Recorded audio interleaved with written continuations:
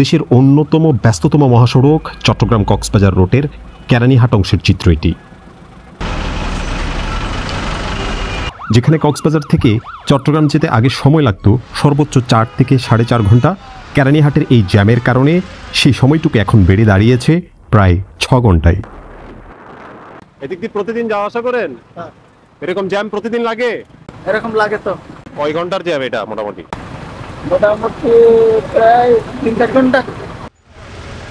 সপ্তাহের মাত্র কটা দিন বাদে বাকি সব দিনগুলোতেই বিকেল সন্ধ্যার পর থেকেই কেরানীহাট মোড়কে কেন্দ্র করে দানা বাঁধে দীর্ঘ যানজটের, যা অনেক সময় 6 থেকে 10 কিলোমিটার পর্যন্তও দীর্ঘ হয়।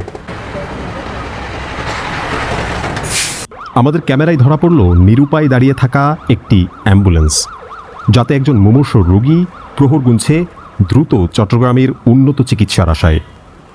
আশপাশের গাড়ি চালকদের সাথে কথা বলে ঠিক পরিষ্কার হওয়া গেল না দীর্ঘ এই জ্যামের কারণ।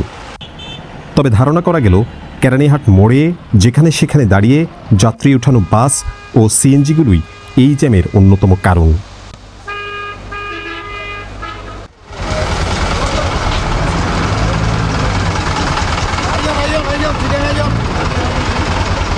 মামা, এখানে দাঁড়ালে জ্যাম লাগবে না? প্রতিদিনই থাকে।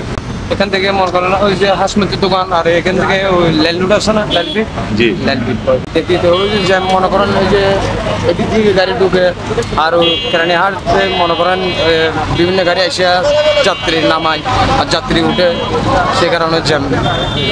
আশ্চর্যজনকভাবে লম্বা এই জ্যামের আশপাশে কিংবা কেরানীহাট মোড়েও রাত 9টার দিকে দেখা মিলল না একজন ট্রাফিক কর্মকর্তাকেও। তবে এখানকার ট্রাফিক ইনচার্জের সাথে কথা বললে তিনি অকপটেই স্বীকার করেন অসহায়ত্ব ও স্বল্প ট্রাফিক লোকবলের কথা।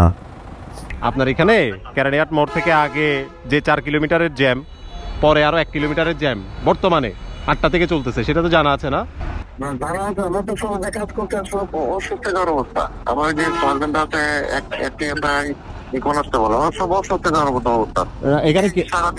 আমি কেরানীহাট মোড়ে 1 ঘন্টা যাবত কেউ নেই এখানে, আপনার সার্জেন্টও নাই, আপনার ট্রাফিকও নাই। এখন এটা পারতেছেন না কেন আপনারা? একটু বলবেন আমাকে, মানে এটা জ্যামটা কেন কন্ট্রোল করা যায় না?